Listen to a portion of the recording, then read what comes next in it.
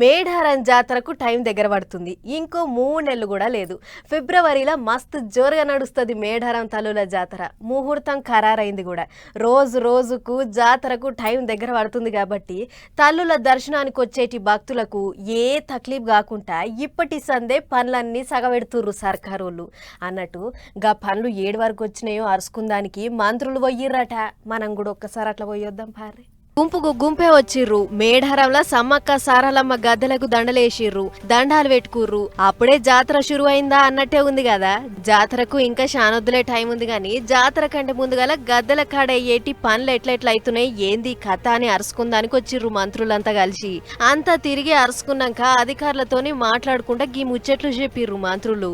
జనవరి 28 నుంచి 31 వరకు రావడంతో ఇంకా అధికారులు కానీ ఇక్కడ మేము కానీ రెగ్యులర్గా మీటింగ్స్ పెట్టుకొని ఈ పనులను కంప్లీట్ చేయాలన్నటువంటి చిత్తశుద్ధితోటి బాధ్యతతోటి పనిచేస్తాము.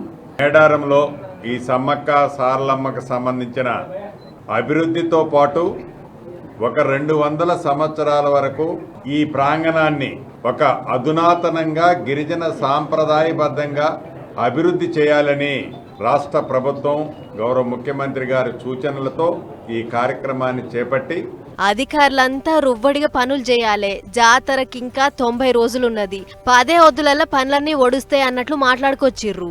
ఏ డిపార్ట్మెంట్స్ ఏ పనులు ఏ టైంలో చేయాలి అని గతంలో మేము ఒక కట్ ఆఫ్ డేట్ పెట్టడం జరిగింది. ఈరోజు రివ్యూలో ఆ కట్ ఆఫ్ డేట్ వరకు కూడా పనులు అయ్యాయా లేవా, ఇంకా ముందు చేయాల్సిన పనులేంటి, కన్స్ట్రక్షన్కు ముందే అవి కూడా అమలు చేసే దిశగా మరి ముందుకు వెళ్ళాలని ఈరోజు మీటింగ్లో నిర్ణయం తీసుకోవడం జరిగింది. జాతర జరుగుతుంటే పనులు జరుగుతుంటాయి. ఇప్పుడు ఆ విధంగా జరగకుండా కట్ ఆఫ్ డేట్ లోపల కార్యక్రమాలు పూర్తి చేయాలని చెప్పేసి ఇన్ఛార్జ్ మినిస్టర్ గారికి బాధ్యతలు అప్పగించిన ముఖ్యమంత్రి గారు వారి నేతృత్వంలో అందరం కూడా సమన్వయంతో ముందుకు తీసుకెళ్తాను మాట మనం చేసుకుంటాం. మీడియా పరంగా కూడా మీ సపోర్ట్ మాకు ఉండాలి. జాతర పనులకు 251 కోట్ల రూపాయలు విడుదల చేసింది సర్కారు. అండ్లకెంచి ఓ 74 కోట్ల రూపాయలతో అయ్యేటి గ్రైనేట్ పనులన్నీ అరుసుకునే తందుకు వచ్చిర్రన్నట్లు. ఆదివాసీ ఆచారం తగ్గట్టు 9 గేట్లు, గద్దెలకెంచి జప్పన వాగుదాకా డబుల్ రోడ్లు పనులన్నీ అరుసుకుర్రు. తజ్మా పనులు కూడా రువ్వడిగా చేయాలని ఆర్డర్లేసిర్రు కూడా అధికారులకు. అంటే పండుగొరకు అంతా అలికిపూసినట్టు చేయాలనేటిది సర్కారోళ్ళ ఆపోచన అన్నట్టు.